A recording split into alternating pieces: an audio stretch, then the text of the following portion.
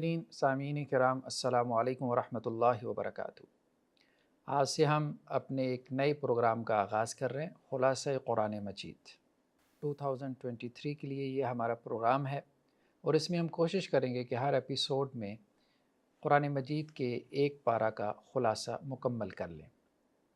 دیکھیں، قرآن مجید کا جو خلاصہ ہے اس کے حوالے سے دو قسم کی اپروچز ہمیں سوسائٹی میں ملتی ہیں۔ جب بھی رمضان المبارک شروع ہوتا ہے تو اللہ سبحانہ و تعالیٰ کا شکر ہے کہ پاکستان کے ماحول میں اکثر مساجد میں، ہر مسلک کی مساجد کے اندر قرآن مجید کا ترجمہ یا اس کا خلاصہ وغیرہ عام طور پہ تراویح کے ساتھ یا پھر فجر کی نماز کے بعد جو ہے وہ بیان کیا جاتا ہے، اور امام صاحب یا خطیب صاحب یا کوئی اور مدرس اس کا اہتمام کرتے ہیں۔ تو اس حوالے سے دو اپروچز ہمیں سوسائٹی میں دیکھنے کو ملتی ہیں۔ خلاصہ قرآن کے حوالے سے ایک اپروچ تو یہ ہے کہ لوگ ایک پورے، یعنی جو خطبہ ہیں، جو سپیکرز ہیں، وہ ایک پورے پارے کا جو خلاصہ ہے وہ چند نکات کی صورت میں اس کی سمری لوگوں کے سامنے رکھ دیتے ہیں۔ اب اس سے زیادہ تر وہ طالب علم فائدہ اٹھاتے ہیں جو باقاعدہ قرآن مجید کے سنجیدہ طالب علم ہوتے ہیں۔ خلاصہ قرآن مجید کا دوسرا انداز جس کو ہم اپنے اس پروگرام کے اندر لے کے چلیں گے وہ یہ ہے کہ ہر پارہ میں سے چند اہم اور امپورٹنٹ جو آیات ہیں ان کو ہم منتخب کریں، ان کا مختصر سا ترجمہ اور تشریح بیان کریں، اور انہیں اپنے کنٹمپریری ایشوز کے ساتھ ریلیٹ کر کے اس طرح سے دکھا دیں کہ آج کے زمانے میں عام لوگوں کے لیے، پبلک کے لیے قرآن کی وہ آیات رہنمائی بن جائیں۔ تو ہم انشاءاللہ سے اس دوسرے انداز کو لے کے چلیں گے۔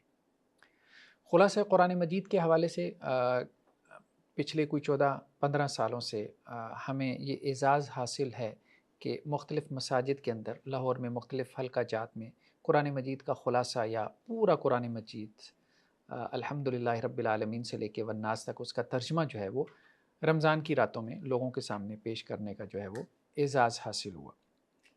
تو بہت سی آیات اس دوران میں جب قرآن کا مطالعہ کیا 14-15 مرتبہ اس کو پڑھایا تو بہت سی آیات سامنے آئیں جن کے حوالے سے پھر ان کو ایک خلاصہ قرآن مجید کی صورت میں مرتب کیا، اور ہر پارے کی علیحدہ سے سلائیڈز بنا کے پھر ان کو اب دروس اور ویڈیوز کی صورت میں ہم ریکارڈ کر رہے ہیں افادہ عام کے لیے، کیونکہ بہت سے مدرسین رمضان کے مہینے سے پہلے رابطہ کر رہے ہوتے ہیں کہ ڈاکٹر صاحب جو سلائیڈز ہیں جو آپ نے بنائی ہیں وہ ہمیں چاہیے تاکہ ہم اپنی مسجد میں بھی ان سلائیڈز کے مطابق خلاصہ قرآن مجید کو پیش کر سکیں۔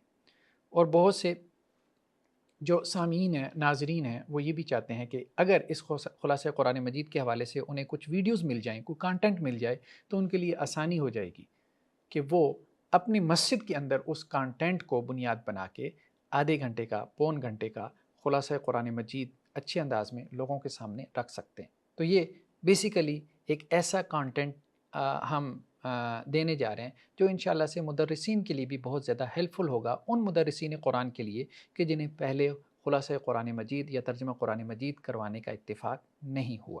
تو قرآن مجید کا جو پہلا پارہ ہے یا قرآن مجید کا جو آغاز ہے وہ سورہ فاتحہ سے ہوتا ہے، اور اس کے بعد سورہ بقرہ ہے۔ سورہ فاتحہ تو چھوٹی سی صورت ہے، 7 آیات پہ مشتمل ہے۔ سورہ بقرہ ایک لمبی یعنی طویل صورت ہے جو 2.5 پاروں پر مشتمل ہے۔ تو سورہ فاتحہ جو ہے اس میں ایک تو اس کی اہمیت اور فضیلت ہے، یعنی اس کی جو امپورٹنس اور سگنیفیکنس ہے اس کے بارے میں کافی ساری احادیث ہمیں ملتی ہیں۔ دوسرا سورہ فاتحہ کے مضامین ہیں۔ سورہ فاتحہ کے جو میجر ٹاپکس ہیں وہ بیسیکلی 3 ہیں۔ سب سے پہلے اللہ سبحانہ و تعالیٰ کی حمد و ثنا ہے، پھر ایک کمٹمنٹ ہے جو ہم اللہ کے ساتھ کر رہے ہیں، قول و قرار ہے، پھر اس کے بعد دعا ہے۔ تو اس کو ہم دیکھتے ہیں سورہ فاتحہ کو۔ خود قرآن مجید نے سورہ فاتحہ کی اہمیت کو بیان فرمایا، جیسا کہ قرآن میں ہے وَلَقَدْ آتَيْنَاكَ سَبْعًا مِّنَ الْمَثَانِي وَالْقُرْآنِ الْعَظِيمِ۔ نبی کریم صلی اللہ علیہ وسلم ہم نے آپ کو 7 آیات دی جو بار بار دہرائی جانے والی ہیں۔ یعنی ہم یہ دیکھتے ہیں کہ پلرز آف اسلام، اسلام کی عمارت جن ارکان کے اوپر کھڑی ہے جنہیں ہم ارکان اسلام کہتے ہیں، نماز، روزہ، حج، زکوٰۃ اور شہادہ، ان میں شہادہ کے بعد یعنی کلمہ پڑھنے کے بعد سب سے اہم نماز ہے، اور قیامت والے دن سب سے پہلے نماز کا سوال ہوگا۔ نماز کی ہر رکعت میں ہم سورہ فاتحہ پڑھتے ہیں، اس سے آپ سورہ فاتحہ کی اہمیت کا اندازہ لگائیں۔ تو قرآن نے کہا کہ بار بار دہرائی جانے والی آیات، یعنی نماز کی ہر رکعت میں یہ آیات دہرائی جاتی ہیں، اور اسی کو کہا گیا والقرآن العظیم، یہ سورہ فاتحہ قرآن عظیم ہے۔ جس طرح سے کوئی مصنف ایک کتاب لکھتا ہے اور اس کے شروع میں ایک مقدمہ لکھتا ہے 2-4 صفحات کا یا 5-10 صفحات کا. اس مقدمہ میں وہ اپنی کتاب کو ایک طرح سے سمرائز کرتا ہے، اس کی غرض و غایت کو بیان کرتا ہے. اسی طرح سے اللہ سبحانہ و تعالیٰ کی یہ جو کتاب ہے قرآن مجید، جو ہمارے پاس اس وقت 30 پاروں کی صورت میں یا 114 صورتوں کی صورت میں موجود ہے، اس کی پہلی صورت سورہ فاتحہ اس کا پری فیس ہے، اس کا مقدمہ ہے. تو وہ پورے قرآن مجید کا ایک اعتبار سے خلاصہ بھی ہے، اس لیے قرآن نے اس کو قرآن عظیم کہا ہے. سورہ فاتحہ، فاتحہ کا مطلب ہے اوپننگ سورہ ہے یہ قرآن مجید کی، یعنی اس سے قرآن مجید کی ابتدا ہو رہی ہے. تو جس چیز سے قرآن مجید کی ابتدا ہو رہی ہے یا جس چیز سے اللہ سبحانہ و تعالیٰ اپنی کتاب کی ابتدا کر رہے ہیں، تو اس کی اہمیت اسی سے واضح ہو جاتی ہے کہ اللہ سبحانہ و تعالیٰ نے اس کی ابتدا اس سورہ مبارکہ سے کی ہے. دوسری چیز جو ہمارے سامنے احادیث میں بہت سی احادیث ملتی ہیں سورہ فاتحہ کی فضیلت کے بارے میں، اس کی اہمیت کے بارے میں. ایک حدیث ہے آپ صلی اللہ علیہ وسلم فرمایا کہ لا صلاۃ لمن لم یقرأ بفاتحۃ الکتاب، جس نے فاتحہ نہیں پڑھی اس کی نماز نہیں. تو گویا کہ سورہ فاتحہ نماز کا ایک لازمی حصہ ہے. اور نماز کیا ہے؟ نماز ارکان اسلام میں شہادہ کے بعد سب سے پہلا رکن ہے، سب سے بنیادی رکن ہمارے دین میں، عبادات میں وہ نماز کا رکن ہے. اور نماز میں سب سے اہم چیز سورہ فاتحہ. اس سے آپ سورہ فاتحہ کی اہمیت کا اندازہ لگا سکتے ہیں. ایک اور روایت ہے اللہ کے رسول صلی اللہ علیہ وسلم کی، یہ بھی صحیح مسلم کی روایت ہے کہ اللہ سبحانہ و تعالیٰ یہ کہتے ہیں، یعنی یہ حدیث قدسی ہے. اللہ تعالیٰ کیا کہتے ہیں کہ میں نے نماز کو اپنے اور اپنے بندے کے درمیان تقسیم کر دیا. میرا بندہ جب یہ کہتا ہے الحمدللہ رب العالمین، تو اللہ سبحانہ و تعالیٰ کیا کہتے ہیں؟ حمدنی عبدی. یعنی نماز میں جب آپ سورہ فاتحہ پڑھتے ہیں نماز کی رکعت میں، آپ کہتے ہیں الحمدللہ رب العالمین، تو اللہ تعالیٰ کیا کہتے ہیں؟ حمدنی عبدی، میرے بندے نے میری حمد بیان کی. جب بندہ کہتا ہے الرحمن الرحیم، تو اللہ سبحانہ و تعالیٰ کہتے ہیں اثنا علی عبدی، میرے بندے نے میری ثنا بیان کی. اور جب بندہ کہتا ہے مالک یوم الدین، تو اللہ سبحانہ و تعالیٰ کہتے ہیں مجدنی عبدی، میرے بندے نے میری بزرگی بیان کی. تو گویا ہر آیت کے اوپر اللہ سبحانہ و تعالیٰ کی طرف سے جواب آتا ہے. تو اس توجہ کے ساتھ یا اس کنسنٹریشن کے ساتھ ہم سورہ فاتحہ کو نماز کے اندر پڑھیں کہ ہر آیت پہ اللہ سبحانہ و تعالیٰ کی طرف سے جواب آ رہا ہے. اور جب بندہ کہتا ہے ایاک نعبد و ایاک نستعین، تو اللہ تعالیٰ کیا کہتے ہیں؟ ھذا بینی و بین عبدی، یہ میرے اور میرے بندے کے درمیان ہے. بندے نے یہ کہا ہے کہ یا اللہ میں آپ ہی کی عبادت کروں گا، اور اللہ تعالیٰ کیا کریں گے؟ اس کی مدد کریں گے.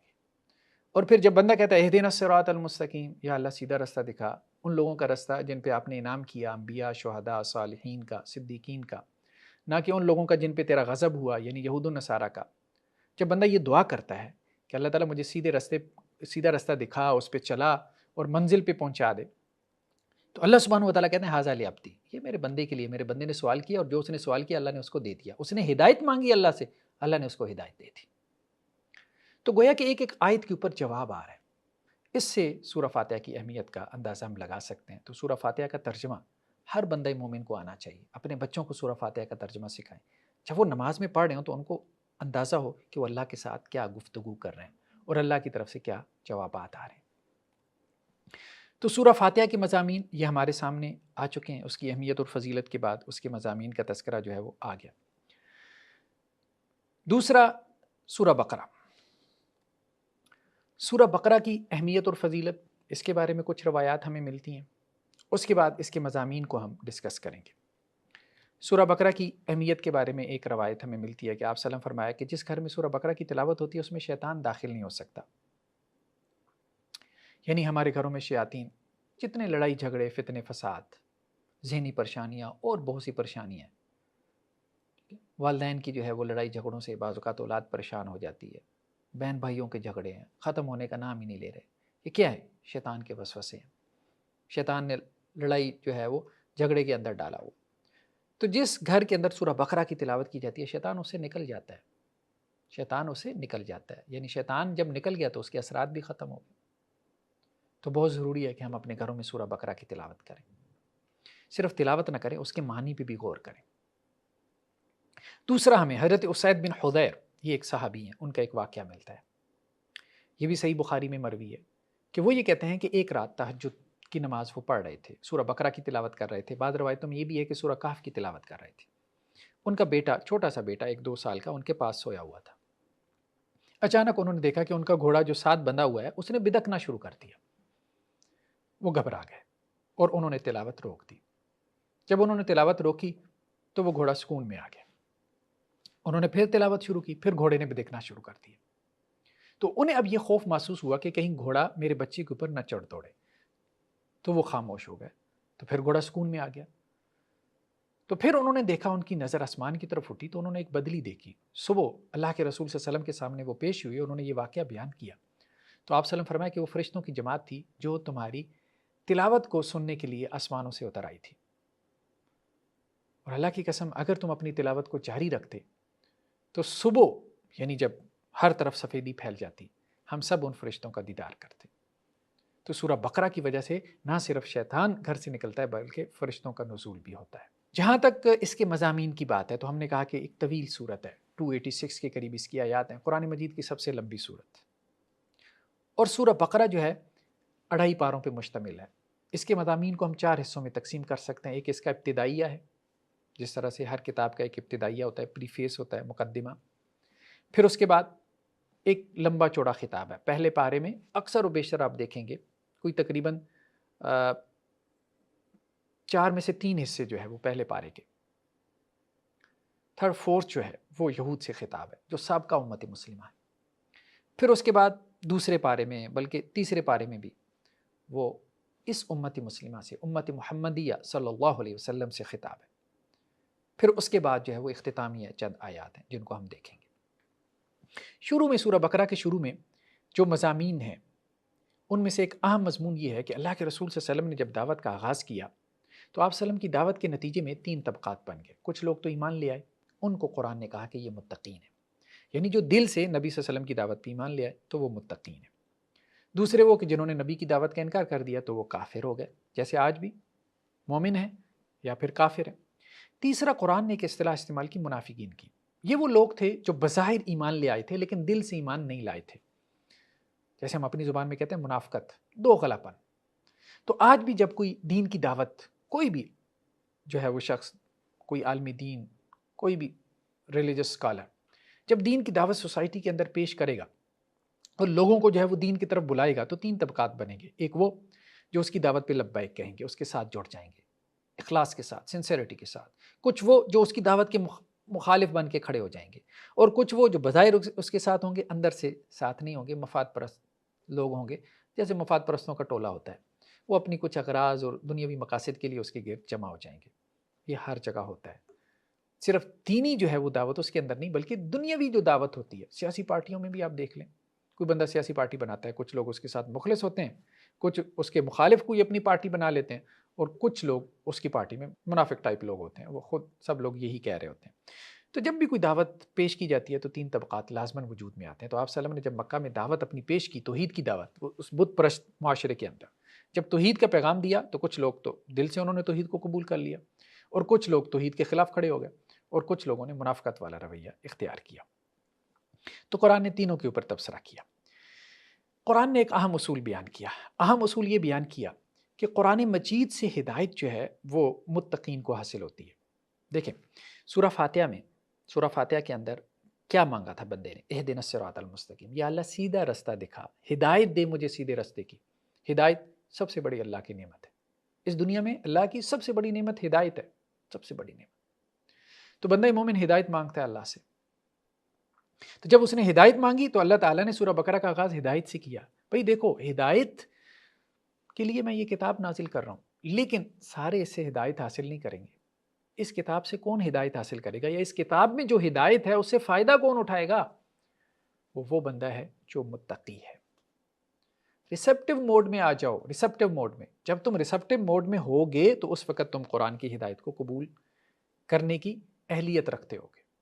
تو اگر قرآن کی ہدایت سے فائدہ اٹھانا چاہتے ہو, متقی بن جاؤ. اللہ سے ڈرنے والے, شرک سے, ظلم سے, گناہ سے, معصیت سے بچنے والے. تقویٰ کا معنی بچنا, اللہ کی نافرمانی سے, شرک سے, ظلم سے, معصیت سے بچنا. تو متقی جو بچنے والا ہے. تو فرمایا یہ قرآن کیا ہے؟ ہدی للمتقین, یہ متقین کے لیے ہدایت ہے. ویسے تو یہ ہدی للناس ہے, یہ خود قرآن نے بھی کہا کہ یہ ہدی للناس ہے, تمام لوگوں کے لیے ہدایت ہے, یعنی سب کی ہدایت کے لیے آیا ہے. لیکن اب 8 ارب انسان ہیں, 8 ارب نے تو اس سے ہدایت حاصل نہیں کی. ہدایت حاصل کون کرے گا؟ جو متقی ہے. تو پہلے متقی ہونا کوالیفائی کرو. بیسک کوالیفیکیشن کیا ہے قرآن کی ہدایت سے فائدہ حاصل کرنے کے لیے؟ متقی ہونا۔ جیسے ہم دیکھتے ہیں کہ آئرن کا ایک پیس ہے، اس کے اوپر آپ پانی ڈالتے جائیں، وہ ایبزارب نہیں کرے گا پانی کو۔ فوم کے اوپر پانی کے 2 قطرے ڈالیں گے، وہ ایبزارب کر لے گا۔ کیوں؟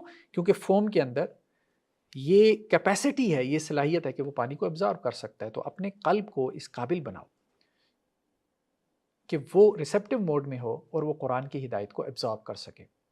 اور کس کا قلب جو ہے وہ قرآن کی ہدایت کو یا وحی کی روشنی کو یا وحی کے نور کو اپنے اندر ایبزارب کر سکتا ہے؟ کس کا قلب، کس کا ہارٹ؟ وہ کہ جو متقی بندے کا ہارٹ ہے۔ اس پہ انشاءاللہ آگے چل کے پھر گفتگو کریں گے۔ قرآن نے متقی کو بھی کھولا ہے کہ متقی کون ہے۔ متقی وہ نہیں ہے جس کے سر پہ سینگ ہو، نہیں، متقی وہ ہے الذین یؤمنون بالغیب ویقیمون الصلاۃ ومما رزقناہم ینفقون، غیب پہ ایمان لاتے ہیں۔ سب سے پہلے ایمان بالغیب، پھر اس کے بعد نماز قائم کرتے ہیں، پھر اس کے بعد اللہ کے راستے میں خرچ کرتے ہیں۔ خرچ کرنا بہت اہم ہے۔ پھر آخرت پہ ایمان رکھتے ہیں اور پچھلی کتابوں پہ ایمان رکھتے ہیں، یہ متقی ہیں۔ اس کے بعد اللہ سبحانہ و تعالیٰ نے ایک اور بات کی کہ مستکبرین، جس کے اندر تکبر ہے، اکڑ ہے، جو ریپلسیو موڈ میں ہے، وہ کبھی قرآن سے ہدایت حاصل نہیں کر سکتا۔ مستشرقین دیکھیں، اورینٹلسٹ پوری زندگی قرآن کے اوپر تحقیق میں کھپا دیتے ہیں، جو ویسٹ میں ہیں، یونیورسٹیز میں پروفیسرز ہیں، کرسچین ہیں، جیوز ہیں، لیکن قرآن سے ان کو ہدایت نہیں ملتی۔ کیوں؟ کیونکہ قرآن کو کریٹیکل ہو کے اسٹڈی کر رہے ہیں، یعنی اس میں سے مین میخ نکالنے کے لیے اس کو اسٹڈی کر رہے ہیں کہ ہم نے کہیں کسی جگہ جو ہے وہ ہمیں انگلی رکھنے کی جگہ مل جائے۔ تو قرآن نے کیا کہا کہ ان الذین کفروا سواء علیہم اانذرتم ام لم تنذرہم لا یؤمنون، جن لوگوں نے کفر کیا اور اپنے کفر پہ ڈٹ گئے، اڑ گئے، تو اب برابر ہے ان کے لیے آپ ان کو ڈرائیں نہ ڈرائیں، وہ ایمان نہیں لائیں گے۔ یعنی جو اڑ جاتا ہے، جس کا ایٹیٹیوڈ یہ بن جاتا ہے کہ اپنے کفر پہ اڑ جاتا ہے، اپنی غلطی کی تصحیح نہیں کرتا، اپنی غلطی کو نہیں مانتا، تو اب برابر ہے آپ اس کو ڈرائیں نہ ڈرائیں، اس کو فائدہ نہیں ہوتا۔ تو مستکبرین، جس کے اندر تکبر ہے، جو اپنی غلطی پہ اڑ جاتا ہے، اپنی غلطی نہیں مانتا، وہ قرآن سے ہدایت نہیں حاصل کر سکتا۔ ہاں، جو متقی ہے، جو ہر وقت جو ہے وہ سچ کی تلاش کے لیے جو ہے وہ متلاشی ہے اور سچ اور حق کو قبول کرنے کے لیے ہر وقت تیار ہے، بھلے وہ اس کے پہلے کے نظریات سے ٹکرا رہا ہو، تو وہ اس کے لیے قرآن مجید ہدایت بن جاتا ہے۔ انسان کے لیے بعض اوقات اپنا موقف تبدیل کرنا مشکل ہو جاتا ہے، یعنی پہلے آپ کا ایک موقف تھا، آپ سٹڈی کرتے ہیں، آپ نے اس موقف کا کسی سے اظہار نہیں کیا، اور سٹڈی کے نتیجے میں آپ دیکھتے ہیں کہ پہلے والا موقف غلط تھا، اس کو تبدیل کرنا انسان کو مشکل ہو جاتا ہے، بڑی انسان کو اپنے ساتھ جو ہے وہ مجاہدہ اسٹرگل کرنی پڑتی ہے۔ تو وہ موقف جس کا وہ اظہار کر چکا ہو، اس کو بدلنا کون سا آسان کام ہے؟ بہت مشکل کام ہے، لیکن یہ آزمائش ہے جو اللہ نے انسان کے لیے ڈالی ہے۔ تیسرا جو طبقہ جس کا قرآن نے تذکرہ کیا، ایک تو متقی ہو گئے جو نبی کی دعوت پہ ایمان لے آتے ہیں، اس کو قبول کر لیتے ہیں اور قرآن سے ہدایت حاصل کرتے ہیں، اور دوسرے وہ کہ جو اپنی غلطی کو نہیں مانتے، جن میں یہ ایٹیٹیوڈ ہوتا ہے، وہ نبی کی دعوت کا انکار کر دیتے ہیں، جو مستکبرین ہوتے ہیں وہ کافر بن جاتے ہیں۔ اور تیسرے وہ جو منافق ٹائپ ہوتے ہیں، یہ خود غرض ٹائپ ہوتے ہیں، ان کی زندگی کا مقصد بس اپنا مفاد ہوتا ہے، مفاد کے بندے ہوتے ہیں، اپنا فائدہ تلاش کرنا ہے، ٹھیک ہے۔ فرمایا نفاق، اس کے اوپر اللہ سبحانہ وتعالیٰ نے پورا ایک رکوع لگایا ہے سورہ بقرہ میں کہ منافق کون ہے۔ کفار کا بیان 2 آیتوں میں کر دیا، مومنین کا بیان بھی جو ہے وہ 5 آیتوں میں کر دیا، متقین کا بیان بھی 5 آیتوں میں کر دیا، لیکن جب منافقین کا بیان ہے پورا رکوع، تو ان کے بارے میں اللہ سبحانہ وتعالیٰ نے کہا کہ جب انہیں کہا جاتا ہے کہ لا تفسدوا فی الارض، زمین میں فساد نہ پھیلاؤ، تو وہ کیا کہتے ہیں؟ قالوا انما نحن مصلحون، ہم تو اصلاح کر رہے ہیں۔ یعنی منافقت کے ذریعے سے انسان زمین میں فساد برپا کرتا ہے، خرابی پیدا کرتا ہے۔ منافق آدمی جسے ہم دوغلا کہتے ہیں، وہ کیا کرتا ہے؟ اپنے عمل کے ذریعے سے، اپنے کردار کے ذریعے سے، ٹھیک ہے، وہ ہمیشہ جو ہے وہ تنقیدی کام کرے گا، کوئی مثبت کام نہیں کرے گا۔ منافق آدمی پازیٹیو نہیں ہوگا، اس کی زندگی میں کبھی آپ کو کوئی پازیٹیو رول نظر نہیں آئے گا، ہمیشہ تنقید، اس کی کل متاع جو ہے وہ تنقید ہوگی، بھلے وہ اس کو علمی یا تحقیقی کام کہہ رہا ہو یا دعوتی یا تحریکی کام کہہ رہا ہو، کل متاع اس کے پاس جو ہے اس کی جو بھی بھاگ دوڑ ہوگی وہ بس فساد، لوگوں کو جو ہے وہ آپس میں لڑانے کے لیے، اس کو اس کے خلاف کھڑا کرنے کے لیے، کل متاع اس کی یہ ہوگی۔ تو جب انہیں کہا جاتا ہے کہ یہ نہ کرو، تو وہ کہتے ہیں کہ ہم تو اصلاح کر رہے ہیں، اور وہ یہ سارا کام، فساد کا کام، اصلاح کے نام پہ کرتے ہیں۔ شیطان نے ان کے برے اعمال کو ان کے لیے مزین کر دیا ہوتا ہے۔ تو منافق کی تو یہ بات ہے۔ یہ تو تھا شروع کے جو 2 رکوع تھے کہ ان میں 3 طبقات کا تذکرہ ہوا. جب آپ صلی اللہ علیہ وسلم نے دعوت دی تو اس کے نتیجے میں 3 طبقات بن گئے. متقین، کفار اور منافقین، تینوں کے احوال قرآن نے بیان کر دیے. اب اس سے اگلا جو رکوع ہے اس میں قرآن مجید کی جو ہے وہ عالمی دعوت کا بیان ہے. گلوبل دعوت جو ہے قرآن مجید کی، اور وہ دعوت کیا ہے؟ یا ایھا الناس اعبدوا ربکم الذی خلقکم، اے لوگو اللہ کی عبادت کرو. قرآن کی دعوت کیا ہے؟ لوگوں کو اللہ کی عبادت کی طرف پکارنا، بلانا. جو بھی نبی آئے یا جو بھی کتابیں بھیجی گئیں، سب نبیوں کی دعوت، سب کتابوں کی دعوت کا خلاصہ ایک لفظ میں عبادت رب، صرف اللہ کی عبادت. اس کو آپ توحید بھی کہہ سکتے ہیں، عبادت رب بھی کہہ سکتے ہیں. ایک لفظ میں ساری کتابوں کا خلاصہ آپ بیان کریں، ایک لفظ میں پورے قرآن کا خلاصہ بیان کریں، ایک لفظ میں تمام نبیوں کی دعوت کا خلاصہ بیان کریں، ایک لفظ میں رسول اللہ صلی اللہ علیہ وسلم کی پوری دعوت کو سمرائز کریں، تو وہ لفظ توحید ہے، عبادت رب. تو یہ قرآن کی وہی عالمی دعوت ہے. یا ایھا الناس، مسلمانوں کو نہیں کہا، کس کو کہا؟ ایھا الناس، لوگو، 8 ارب انسان، سب کو ہم نے کہنا ہے. کیا کہنا ہے؟ عبادت صرف اللہ کی ہے اور کسی کی عبادت نہیں، کسی نبی کی نہیں، کسی رسول کی نہیں، کسی بت کی نہیں، کسی اور انسان کی نہیں، کسی لیڈر کی نہیں، کسی زندہ مردہ کی نہیں، کسی فرشتے کی نہیں، کسی جن کی نہیں، کسی شیطان کی نہیں، صرف اللہ کی عبادت. اعبدوا ربکم، کیوں اللہ کی کیوں عبادت کرو؟ الذی خلقکم، اس نے تمہیں پیدا کی ہے، وہ تمہارا خالق ہے، وہ بلا وجہ تم سے مطالبہ نہیں کر رہا. اس کے پیچھے جو ہے اس کو لاجسائز کیا گیا ہے. اللہ کا مطالبہ کیوں؟ اللہ نے تمہیں پیدا کیا. انسان کا ایک ڈھور ڈنگر ہوتا ہے، بیل ہے، گائے ہے، بھینس ہے. اب انسان اس کو چارہ دیتا ہے اور اس کی بنیاد پہ کیا کرتا ہے؟ اس کا اس سے مطالبہ ہوتا ہے یا اس کی ایکسپیکٹیشن ہوتی ہے کہ یہ جانور مجھے دودھ دے. یا بیل ہے تو کھیت میں جا کے ہل چلائے. جب انسان دیکھتا ہے کہ یہ میرے کسی کام کا نہیں رہا تو وہ اس کو ذبح کر دیتا ہے، کھا پی جاتا ہے یا پھر اس کو بیچ ڈالتا ہے. تو یہی معاملہ جو ہے وہ انسان کا ہے کہ انسان جو ہے اللہ نے تو اس کو پیدا کیا، صرف اس کی ضروریات پوری نہیں کی بلکہ اس کو پیدا بھی کیا. تو اللہ سبحانہ و تعالیٰ کہہ رہے ہیں کہ تم جانور سے یہ توقع رکھتے ہو جس کو تم نے پیدا بھی نہیں کیا کہ تم اس کی دوا دارو کا بندوبست کرتے ہو، اس کے کھانے پینے کے جو ہے وہ اسباب مہیا کرتے ہو. تو تم انسان ہو کے اپنے جانور سے یہ توقع رکھتے ہو کہ وہ تمہارا کام کرے. تو میں نہ صرف تمہارے لیے تمام اسباب پیدا کر رہا ہوں اس دنیا کے اندر جو تمہاری زندگی کے لیے ضروری ہیں، یہ سب اللہ نے پیدا کیا. روشنی ہے، ہوا ہے، پانی ہے، اناج ہے، غلہ، سب اللہ کا پیدا کرتا ہے. تو میں نے صرف یہ پیدا نہیں کیا، میں نے تمہیں بھی پیدا کیا. تمہارے رزق کے اسباب نہیں پیدا کیے، تمہیں بھی پیدا کیا. تو تم اگر میری عبادت نہ کرو تو پھر تو اللہ نے تمہیں پیدا کیا. ٹھیک ہے، اور اس کا نتیجہ کیا ہوگا؟ لعلکم تتقون، اس کے نتیجے میں تم متقی بنو گے. عبادت کے نتیجے میں تم متقی بنو گے اور متقی بن کے تم کوالیفائی کرو گے کہ قرآن کی ہدایت سے صحیح معنوں میں تم فائدہ اٹھا سکو. تو عبادت کا جو ایک محدود تصور ہے ہمارے ذہنوں میں، اس کو بھی ختم کرنے کی ضرورت ہے. لوگوں نے عبادت کا مطلب یہ سمجھ لیا کہ جیسے بس نماز پڑھ لی، روزہ رکھ لیا، یہی عبادت ہے. یہ عبادت ہے، نماز روزہ بہت بڑی عبادتیں بالکل ہیں. زکوٰۃ بھی عبادت ہے، حج اور عمرہ بھی عبادت ہے، لیکن صرف یہ عبادت نہیں ہے. عبادت کا جامع کمپریہنسو کانسیپٹ کیا ہے کہ عبادت تو 24 گھنٹے اللہ اور اس کے رسول صلی اللہ علیہ وسلم کے مطابق زندگی گزارنے کا نام ہے. ہمارا کھانا پینا، ہمارا سونا، ہمارا چلنا پھرنا، ہمارا اٹھنا بیٹھنا، ہمارا سوچنا، ہماری تجارت، ہمارا ہر کام اللہ اور اس کے رسول صلی اللہ علیہ وسلم کی سنت کے مطابق ہو جائے.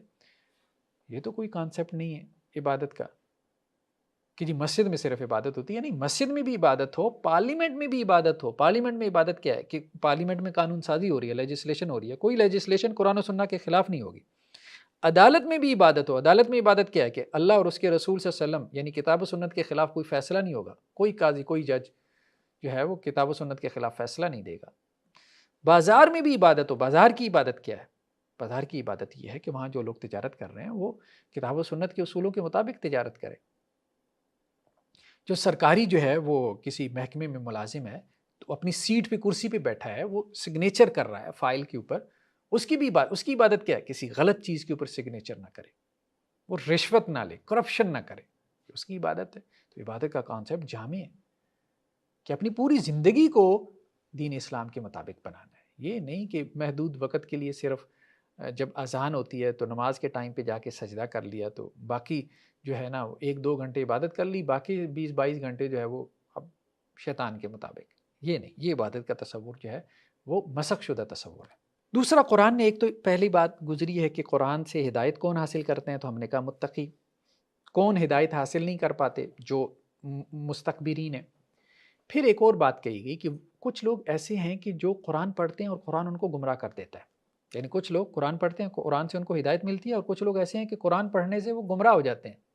یہ کون ہے؟ یہ وہ لوگ ہیں کہ جو فاسقین ہیں۔ قرآن نے پھر فاسق کو خود ہی واضح کیا، فرمایا یضل بی کثیرا ویہدی بی کثیرا۔ اللہ تعالیٰ قرآن کے ذریعے سے، قرآن کی مثالوں کے ذریعے سے کچھ لوگوں کو ہدایت دیتا ہے، کچھ کو گمراہ کرتا ہے۔ اور کن کو گمراہ کرتا ہے؟ فاسقین کو۔ اور فاسق کون ہے؟ الذین ینقضون عہد اللہ، اللہ کے ساتھ جو کمٹمنٹ کی اس کو توڑ دیتے ہیں۔ ہر نماز میں اللہ کے ساتھ کمٹمنٹ کر رہے ہیں، ایاک نعبد و ایاک، تیری ہی عبادت کریں گے، تجھ ہی سے مدد مانگیں گے۔ اب نماز سے باہر نکلتے ہیں تو کسی اور کی عبادت شروع ہو جاتی ہے، اپنے نفس کی عبادت یا شیطان کی عبادت یا سوسائٹی معاشرے کی عبادت شروع ہو جاتی ہے۔ عبادت صرف یہ نہیں ہے کہ بت کے سامنے سجدہ کر لیا، عبادت صرف یہ نہیں ہے کہ شیطان کو سجدہ کر لیا۔ عبادت تو شیطان اور بت اور قبر کے علاوہ کسی اور چیز کی بھی، اپنے نفس کی بھی ہو سکتی ہے، نفس کا بندہ بھی ہو سکتا ہے، اپنے نفس کا پجاری بھی ہو سکتا ہے۔ عبادت جو ہے وہ دولت کی بھی ہو سکتی ہے، روپے پیسے کی بھی ہو سکتی ہے۔ جب آپ روپے پیسے کو اللہ اور اس کے رسول صلی اللہ علیہ وسلم پہ ترجیح دینا شروع کر دیں، جب آپ اپنے نفس کی خواہش کو اللہ اور اس کے رسول صلی اللہ علیہ وسلم پہ ترجیح دینا شروع کر دیں، تو فرمایا کہ وہ لوگ جو اللہ کے ساتھ جو وعدہ کیا ہے اس کو توڑ دیتے ہیں۔ اور دوسرا، وَيَقْطَعُونَ مَا أَمَرَ اللَّهُ بِهِ أَن يُوصَلَ، قطع رحمی کرتے ہیں رشتہ داروں کے ساتھ، اپنے رشتے ناطے کو کاٹ دیتے ہیں، بھلے دین کے نام پہ ہو، الاؤڈ نہیں ہے۔ اللہ کے رسول صلی اللہ علیہ وسلم یہ قرآن میں واضح طور پہ موجود ہے، تمہارے والدین اگر مشرک بھی ہوں اس کے باوجود تم نے ان کے ساتھ حسن سلوک کرنا ہے، باقی ان کی بات نہ مانو۔ جو وہ تمہیں کہہ رہے ہیں کہ اللہ کے ساتھ شریک ٹھہراؤ تو وہ تم نہ کرو، معصیت میں ان کی بات نہ مانو، لیکن ان کے ساتھ حسن سلوک کرنا ہے، تو رشتہ داروں کے ساتھ قطع رحمی نہیں کرنی۔ اور تیسرا کیا ہے کہ زمین میں فساد برپا کرتے ہیں، فسادی لوگ ہیں، ان کے جیب میں، ان کے کھاتے میں سوائے فساد کے اور کچھ نہیں ہے۔ جو ان کی تحریر تقریر ہوگی وہ سوسائٹی میں فساد برپا کرنے کے لیے، انتشار پھیلانے کے لیے، فکری عملی انتشار، بس اس کو اس سے لڑا دیا، اس کے خلاف کمنٹ دے دیے، اس کے خلاف پوسٹر لگا دی۔ جیسے ہم دیکھتے ہیں کہ سیاسی جماعتیں ہیں وہ آپس میں لڑی جا رہے ہیں، مذہبی جماعتیں ہیں وہ آپس میں لڑی جا رہے ہیں، بس یہ فساد ہے۔ نیکسٹ جو رکوع ہے، یہ والا رکوع تو جو لاسٹ تھا یہ تو قرآن مجید کی دعوت کے حوالے سے تھا۔ تو نیکسٹ رکوع وہ ابتدا اور انتہا کے بارے میں، الفا اینڈ اومیگا، یعنی اس کائنات کی ابتدا کیسے ہوئی، انسان کی ابتدا کیسے ہوئی۔ ایک بہت بڑا کویسچن ہے انسان کے سامنے، انسان اس دنیا میں ہے، یہ تو ایک ریالٹی ہے، کہاں سے آ گیا؟ کہاں سے آ گیا یہ انسان؟ مریخ سے ٹپک پڑا، بارش کے قطروں کے ساتھ زمین پہ نازل ہو گیا، کہاں سے آ گیا؟ تو ایوولوشن والے تو کہتے ہیں بندر سے ایوالو ہو گیا، بندر کہاں سے آ گیا؟ وہ پیچھے پرندے تھے، پرندے کہاں سے آ گیا؟ وہ پیچھے فشز تھیں، مچھلیاں تھیں، وہ مچھلیاں کہاں سے آ گئی؟ پہلے ایک سیل تھا، وہ سیل کہاں سے آ گیا؟ پیچھے چلے جائیں، بگ بینگ تھا، انیشیل سنگولیرٹی، وہ کہاں سے آ گئی انیشیل سنگولیرٹی؟ بلا بلا۔ تو ایک کویسچن تو ہے، کویسچن ہے، ریئل کویسچن ہے، کہاں سے آ گیا انسان؟ تو یہاں اس سوال کا جواب دیا گیا ہے۔ یہ religious narrative, most comprehensive, most logical, جتنے نیریٹو اس وقت موجود ہیں، چاہے وہ فلاسفی کے ڈومین میں ہو، چاہے سائنس کے ڈومین میں ہو، چاہے ریلیجن کی ڈومین میں، ان نیریٹوز میں سب سے کمپریہنسو، سب سے مطلب جامع اور سب سے لاجیکل نیریٹو یہ قرآن مجید کا نیریٹو ہے۔ اس کے علاوہ تو بس قصے کہانیاں ہیں، کوئی آپ کے پاس پروف نہیں، کوئی دلیل نہیں ہے، اساطیر الاولین ہے۔ تو قرآن مجید نے جو بیان کیا ہے وہ یہ کہ اللہ سبحانہ و تعالیٰ نے آدم کو پیدا کیا، آدم کا پتلا اللہ نے بنایا، ان میں روح پھونک دی، آدم علیہ السلام کی پسلی سے اماں حوا کو پیدا کیا، دونوں کو جنت میں رکھا، اور جنت میں رکھتے ہوئے اللہ نے حکم دیا تھا کہ فلاں درخت کا پھل نہیں کھانا، انہوں نے اس درخت کا پھل کھا لیا، اللہ نے اس دنیا پہ اتار دیا، پھر آدم اور اماں حوا سے یہ نسل انسانی آگے چلی ہے، اور اللہ نے لوگوں کی ہدایت کے لیے کتابیں نازل کی مختلف ادوار میں اور رسول بھیجے، اور آخری رسول نبی کریم صلی اللہ علیہ وسلم اور آخری کتاب اللہ سبحانہ و تعالیٰ کی یہ قرآن مجید ہے۔ ایک پورا تسلسل ہے، پچھلی کتابیں بھی موجود ہیں، پچھلے رسولوں کا تذکرہ بھی ہے، ہسٹری میں بھی ہے، اور بھی بہت سارے آرکیالوجی میں بھی آپ کو ایویڈنسز مل جاتے ہیں۔ تو اب انسان اس پلانٹ ارتھ پہ موجود ہے، کہیں سے اس کی انٹری ہوئی، کہیں پہ اس کا ایگزٹ ہونا ہے۔ تو انٹری کہاں سے ہوئی ہے؟ اس نیریٹو کے مطابق انٹری ہوئی ہے بھائی آسمانوں سے ہوئی ہے۔ ایگزٹ کہاں ہو رہا ہے؟ ایگزٹ کے دو دروازے ہیں، جنت ہے یا جہنم ہے، ٹھیک۔ تو یہاں پہ ذکر ہے کہ آدم علیہ السلام کا آغاز کیسے ہوا۔ اللہ سبحانہ و تعالیٰ نے جب فرشتوں سے مشورہ کیا اور کہا فرشتوں سے کہ انی جاعل فی الارض خلیفہ، میں زمین میں خلیفہ بنانے لگا ہوں، یعنی آدم علیہ السلام مراد ہیں، جو زمین میں اللہ سبحانہ و تعالیٰ کی طرف سے ایک جو ہے وہ خلیفہ بنائے جائیں گے، یعنی اللہ سبحانہ و تعالیٰ جو ہے وہ ان کو ریسورسز دیں گے آدم کو، جیسے قرآن میں کئی جگہ پہ ہے کہ زمین اور آسمان کو ہم نے آدم کے لیے مسخر کر دیا ہے، اولاد آدم کے لیے، انسان کے لیے۔ اب اللہ نے یہ سب کچھ انسان کے ہاتھ میں دے دیا اور کہا کہ تمہاری آزمائش یہ ہے کہ اس کو عدل کے ساتھ استعمال کرنا ہے۔ یہ قرآن مجید کا نظریہ استخلاف ہے کہ تمہیں اللہ نے یہ دیا ہے اور کہا ہے کہ اس کو عدل کے ساتھ استعمال کرنا ہے، تو یہ سب اللہ نے انسان کے ہاتھ میں پکڑا دیا۔ اب انسان کی آزمائش ہے کہ اس کو عدل کے ساتھ استعمال کرے، عدل کے ساتھ استعمال کرے گا تو اس امتحان میں کامیاب ہے، اگر نہیں کرے گا تو پھر ناکام ہے۔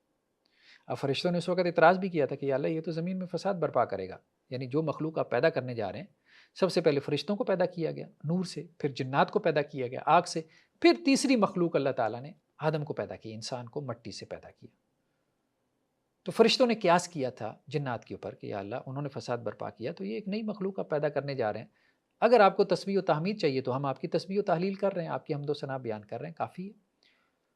لیکن فرشتوں کے لیے امتحان نہیں تھا، ان کے لیے ایک طرح سے کیا ہے کہ ایک ہی ان کی ادا ہے کہ انہوں نے اللہ کی حمد و ثنا بیان کرنی ہے، ان کے پاس چوائس نہیں ہے، آپشن نہیں ہے۔ انسان کے پاس یہ آپشن تھی تو اللہ نے یہ مخلوق پیدا کی، تو اب انسان جو ہے وہ اس اعتبار سے اس کا رتبہ فرشتوں سے بڑھ گیا کہ وہ آپشن ہونے کے بعد پھر اللہ کی عبادت کرتا ہے، یعنی اس کے پاس آپشن ہے کہ وہ اللہ کا انکار کر سکتا ہے، لیکن اس کے باوجود وہ اللہ کی بات مانتا ہے۔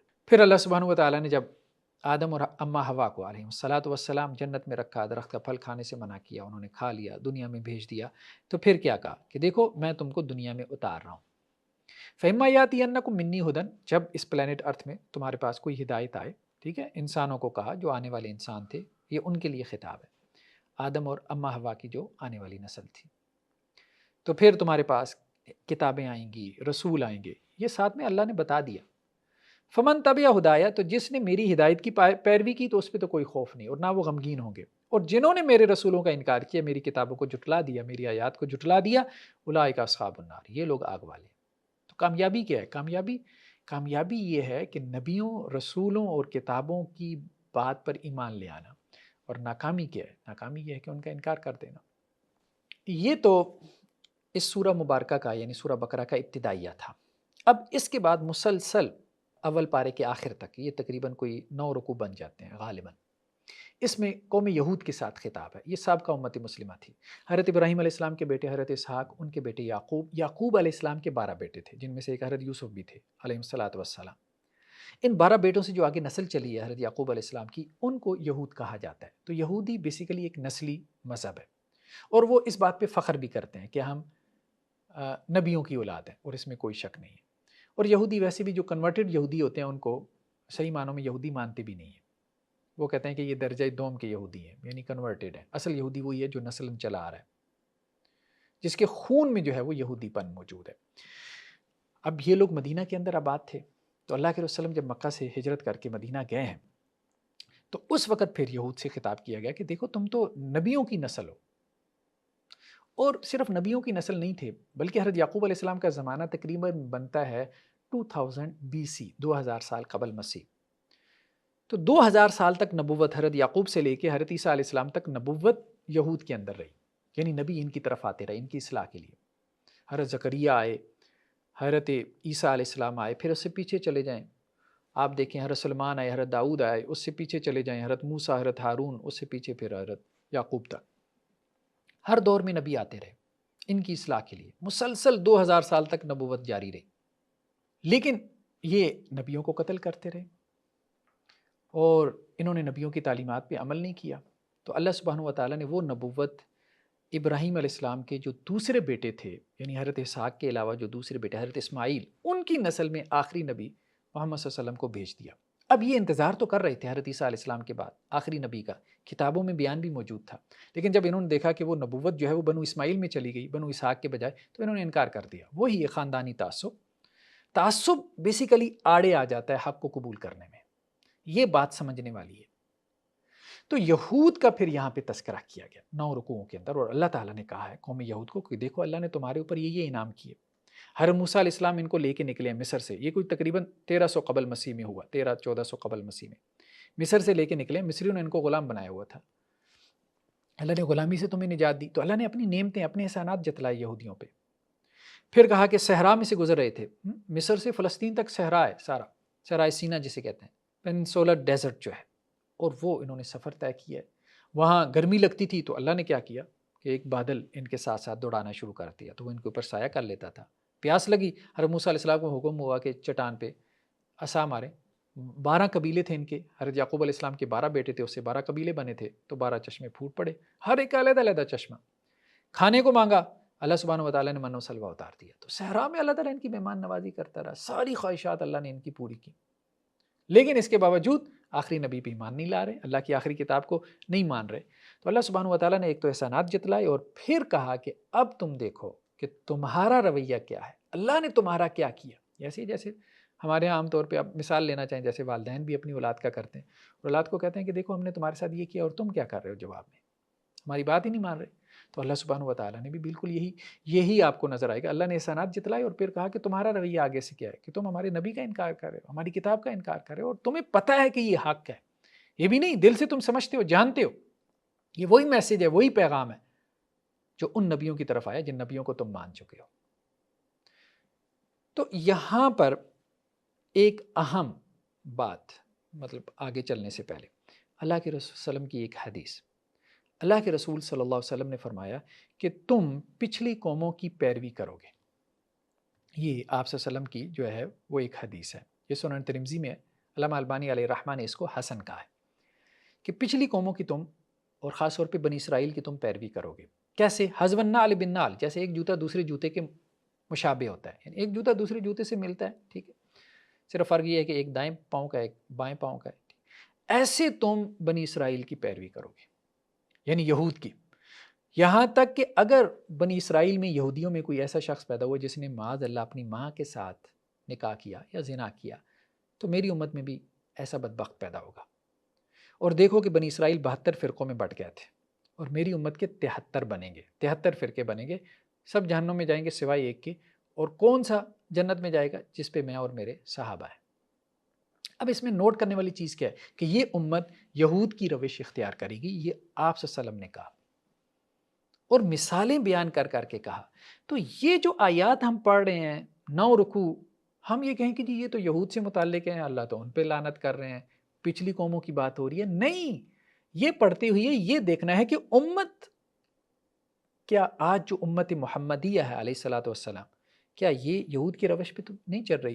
وہی کام جو یہودی کرتے رہے اپنے نبیوں کے ساتھ یا اپنے نبیوں کی تعلیمات کے ساتھ، کیا یہ امت کہیں اپنے نبی کے ساتھ یا اپنے نبی کی تعلیمات کے ساتھ وہی کام تو نہیں کر رہی؟ تو پھر جیسا غضب ان کے اوپر ہوا، جیسی لعنت ان کے اوپر ہوئی، ویسی لعنت اور غضب ان کے اوپر بھی آ جائے گا۔ تو ہمیں یہ قرآن مجید کی آیات پڑھتے ہوئے یہ نہیں سوچنا کہ یہ یہود کے بارے میں ہے اور ہم سے غیر متعلق ہے، نہیں، یہ ہم سے بھی متعلق ہے، اس امت سے بھی متعلق ہے، کہ آپ صلی اللہ علیہ وسلم یہ فرما گئے ہیں، اللہ کے رسول صلی اللہ علیہ وسلم یہ فرما گئے ہیں کہ یہ امت جو ہے وہ یہود کے نقش قدم پہ چلے گی، یہاں تک کہ اگر ان میں ایسا بدبخت پیدا ہوا جس نے ماں سے زنا کیا تو ان میں بھی پیدا ہوگا۔ اور پھر یہ بات کہیے کہ ان کے 72 فرقے ہوئے تو ان کے 73 ہوں گے۔ اب یہ بات سمجھنے والی ہے، 73 فرقوں پہ ہمارے ہاں لوگ پتہ نہیں کس طرح سے بحث کرتے ہیں۔ دیکھیں اصل میں یہ معاملہ ایٹیچیوڈ کا ہے، یہ جو 72 فرقے بنے یہ اخلاق کی بدتری کی وجہ سے بنے، اور اس امت میں اس اخلاق اور ایٹیچیوڈ کے پرابلم کی وجہ سے 73 فرقے بنیں گے، کیونکہ آپ صلی اللہ علیہ وسلم نے کیا کہا کہ یہود میں 72 بنے، تم میں 73 بنیں گے، یعنی تم یہود کے نقش قدم پہ چلو گے۔ اس کانٹیکس میں یہ بات ہو رہی ہے، اور یہودیوں میں جو 72 بنے ہیں وہ 72 جو ہے وہ اس طرح سے نہیں بنے، فکری فرقے نہیں ہیں ان میں 72، ان میں جو فکریں وہ ایٹیچیوڈ کے ہیں۔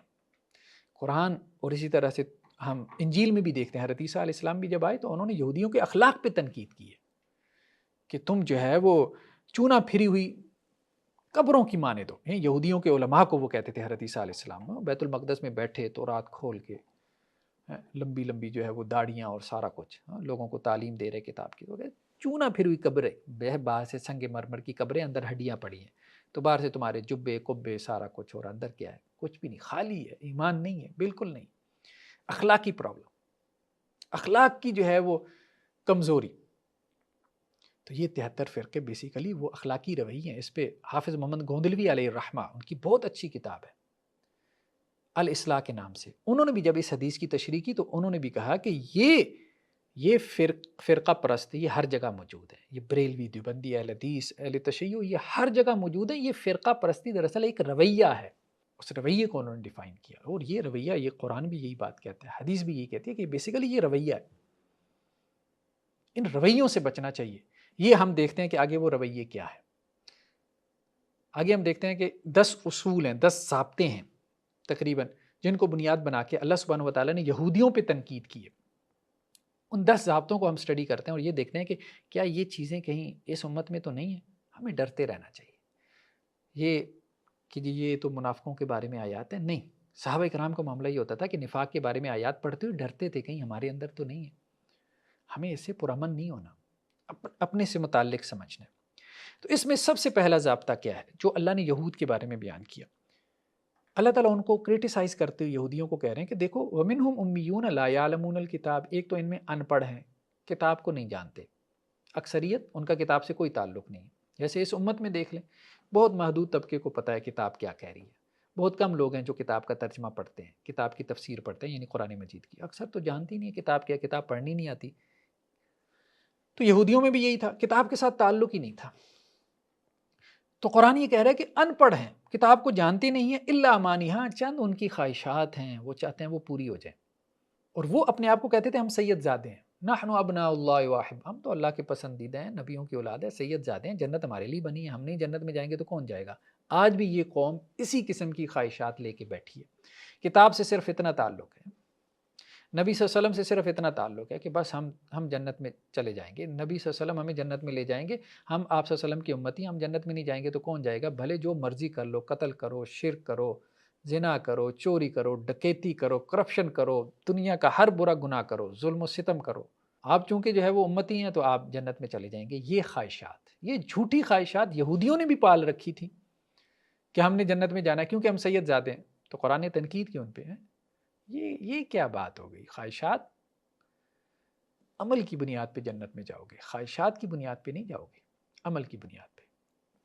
پہلا ضابطہ تو قرآن نے یہ بیان کیا کہ کتاب کے ساتھ تعلق نہیں ہے، تو کتاب کے ساتھ تعلق نہ ہونے کی وجہ سے خواہشات پیدا ہو گئی ہیں، جھوٹی خواہشات ہیں جو پوری نہیں ہونے والی. اور انہوں نے سمجھ رکھا ہے کہ جی وہ بزرگ صاحب جو ہے وہ ہمیں جنت میں لے جائیں گے، یا ہمارا مذہبی لیڈر ہمیں جنت میں لے جائے گا، یا فلاں سے ہم نے بیعت کر لی بس کافی ہے جنت میں جانے کے لیے، عمل کی کوئی ضرورت نہیں. نہیں، کتاب کے ساتھ تعلق پیدا کرو، کتاب تمہیں جھنجھوڑے گی، بتائے گی. عمل سے جنت بنتی ہے، خواہشات سے نہیں بنتی. دوسرا ضابطہ قرآن مجید نے کیا بیان کیا کہ گناہ کبیرہ پہ اصرار. یہودیوں میں ایک روش یہ بھی پیدا ہو گئی تھی. ایک تو یہ کہ جھوٹی خواہشات لگاتے تھے، عمل کی طرف نہیں آتے تھے. دوسرا جو ہے وہ یہ کہ گناہ کبیرہ پہ اصرار. ایک ہے گناہ کا ہو جانا، انسان ہے، خطا کا پتلا ہے، گناہ اس سے ہو جاتا ہے، ہو جائے معافی مانگ لے، پھر ہو جائے، پھر معافی مانگ لے، پھر ہو جائے، پھر معافی مانگ لے. ایک یہ کہ نہیں، گناہ پہ ڈٹ جائے، اڑ جائے، ساری زندگی گناہ میں گزار دے اور کوئی احساس ندامت اور شرمندگی نہ ہو، گناہ کو کبھی چھوڑ ہی نہ، ترک ہی نہ کرے. کبیرہ گناہ یعنی ایک گناہ ہے جس کے اوپر وہ ڈٹ گیا ہے. سود ہے، ساری زندگی سود لیتا رہا، ساری زندگی سود لیتا رہا. تو کہا گیا کہ یہ جو گناہ کبیرہ پہ اصرار ہے، یعنی انسسٹ کرنا ہے گناہ کبیرہ کو، میجر سینس کو، یہ آپ کو کفر تک بھی پہنچا سکتا ہے. فرمایا بلا من کسب سیئہ وحاطت بھی خطیئۃ، جس نے کوئی بڑی برائی کمائی، یعنی کوئی بڑا گناہ اس نے کیا اور اس کے گناہ نے اس کو گھیر لیا چاروں طرف سے، یعنی وہ اس گناہ کی دلدل میں ڈوب گیا. شرابی ہے، ساری زندگی بس شراب میں مست رہا. کرپشن کی جا رہا ہے، ساری زندگی بس کرپشن میں اس کے ہاتھ جو ہے وہ میلے رہے، ساری زندگی رشوت میں ہی پڑا رہا، لیتا رہا. اس کے گناہ نے اس کو گھیر لیا، اتنا گناہ کیا، اتنا گناہ کیا کہ اس گناہ کی دلدل میں وہ دھنس گیا. فَأُولَٰئِکَ أَصْحَابُ النَّارِ هُمْ فِيهَا خَالِدُونَ، یہ آگ والے ہیں اور اس میں ہمیشہ رہنے والے ہیں. تو یہ چیز انسان کو کفر تک پہنچا دیتی ہے. دیکھو گناہ ہو جانا وہ، لیکن گناہ پہ اصرار، اس گناہ سے تم نکل ہی نہیں پا رہے، پھر سوچو کہ تمہارے اندر ایمان کی رمق ہے کہ نہیں ہے، اور وہ گناہ بھی کبیرہ گناہ ہے. تیسرا ضابطہ کیا بیان کیا کہ جزوی جو دین ہے اس پہ عمل اللہ کے ہاں یہ ایکسیپٹڈ نہیں ہے. اللہ تعالیٰ یہ کہتے ہیں کہ پورے دین پہ ایمان لے کے آؤ اور پورے دین پہ عمل کرو. ہاں کچھ دین پہ تم ایمان نہیں لا رہے، کچھ دین کو تم مان رہے ہو، کچھ کو مان ہی نہیں رہے، یا کچھ دین پہ عمل کر رہے ہو اور کچھ پہ عمل نہیں کر رہے، تو یہ اللہ کے ہاں یہ رویہ قابل قبول نہیں ہے، یہ رویہ ایکسیپٹیڈ نہیں ہے۔ یہ رویہ یہودیوں میں تھا، جو دین کے احکامات آسان لگتے تھے اس کو پریکٹس کر لیتے تھے، جو دین کے احکامات مشکل لگتے تھے اس کو چھوڑ دیتے تھے، تعویلیں کرتے تھے۔ جیسے آج بھی دیکھیں اس امت میں بھی یہ رویہ آپ کو ملے گا کہ جو کام آسان لگتا ہے، تسبیح پھیر لی، آسان لگتا ہے کر لی تسبیح، ٹوپی پہن لی، دائیں ہاتھ سے تسبیح پھیر رہے ہیں، بائیں سے رشوت لیے جا رہے ہیں، حرام نہیں چھوڑ سکتے، حرام چھوڑنا مشکل لگتا ہے، حرام نہیں چھوڑ سکتے، وہ جی گزارا کیسے ہوگا، رشوت نہ لیں۔ اور پھر رشوت کو بھی کیا ہے، ہر سرکاری محکمے میں چل رہی ہے اور اس کو مختلف نام دے رکھے ہیں، حرام کو جو ہے وہ حلال نام دے رکھے ہیں، تعویلیں کر رکھی ہیں، یہ قیامت کی نشانیوں میں سے۔ تو فرمایا افتؤمنون ببعض الکتاب وتکفرون ببعض، کتاب کے بعض احکامات کو مانتے ہو، بعض کا انکار کر دیتے ہو، یعنی بعض پہ عمل ہے، بعض پہ عمل ہی نہیں کر رہے۔ تو کیا جزا ہے جو ایسا کرے، کتاب کو تقسیم کر دے، دین کو تقسیم کر دیا ہے؟ تو یہی معاملہ منافقین کا بھی تھا، نماز پڑھنا آسان لگتی تھی، لیکن جب آتا تھا کہ اللہ کے راستے میں جہاد کرنا ہے، جان جاتی تھی ان کی، اللہ کے راستے میں خرچ کرنا ہے، جان جاتی تھی ان کی۔ تو یہ ہے کہ جیسے پردے کے احکامات مشکل لگتے ہیں عورتوں کو، حلال کمانا مردوں کو مشکل لگتا ہے، نہیں، یہ نہیں، تقسیم نہیں کرنا دین کو تقسیم نہیں کرنا، اس پہ عمل کر لیا یہ آسان لگ رہا ہے، یہ دین کا حکم مشکل لگ رہا ہے اس کو چھوڑ دیا، دین کو تقسیم نہیں کرنا۔ تو دین کو تقسیم کرنے کا رویہ یہودیوں میں پیدا ہوا، یہ ایٹیچیوڈ۔ تو ان کو اللہ نے کیا کہا کہ جو ایسا کرے، دین کو تقسیم کر لے، تو اس کی سزا کیا ہے، دنیا میں رسوائی اور قیامت والے دن بھی شدید ترین عذاب۔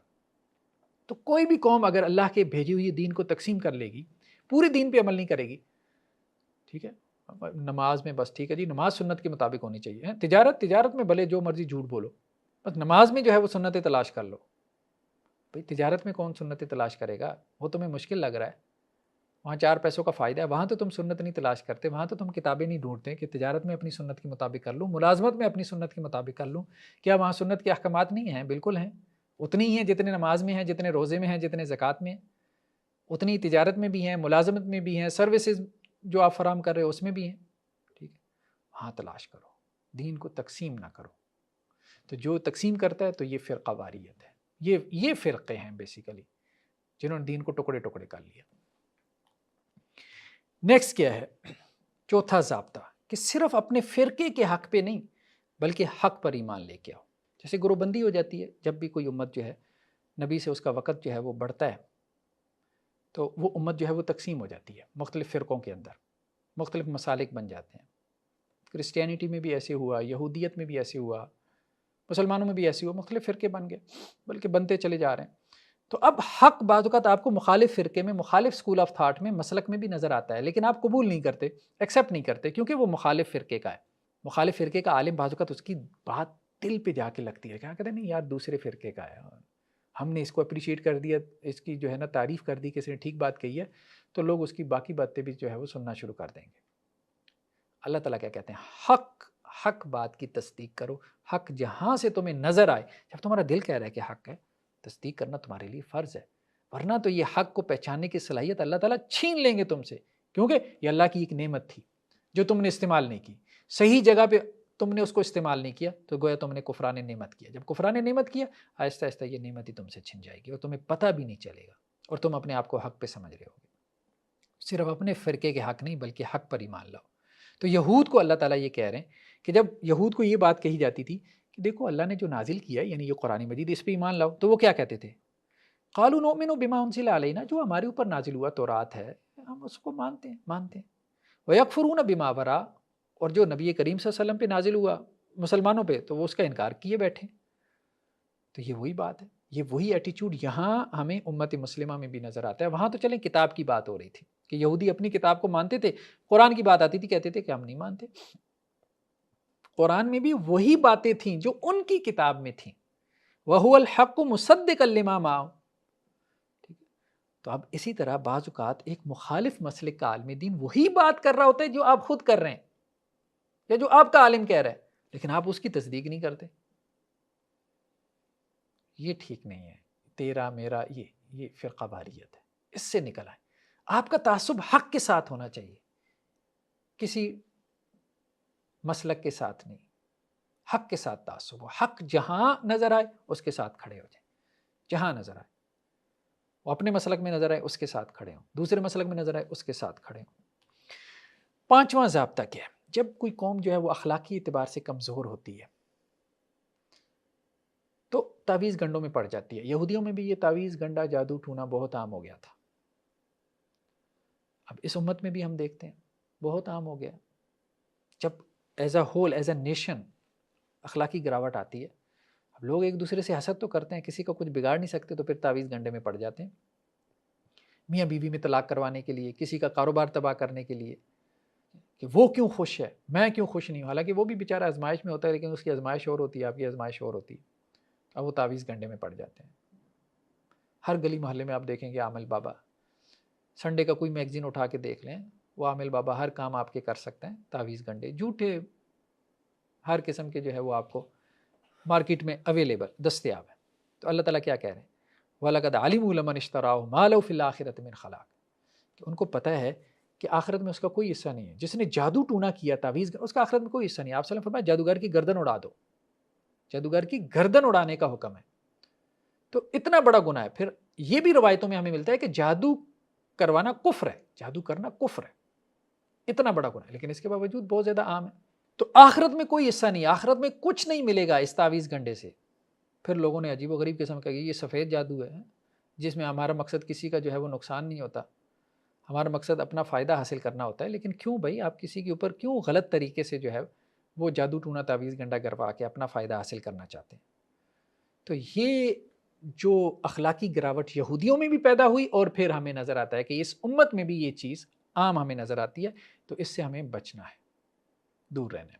چھٹا ضابطہ کیا ہے؟ اللہ نے یہ بات بیان کی کہ دیکھیں آخرت میں نجات کی جو بنیاد ہے نا وہ فرقہ نہیں ہے بلکہ اخلاص اور اتباع سنت ہے۔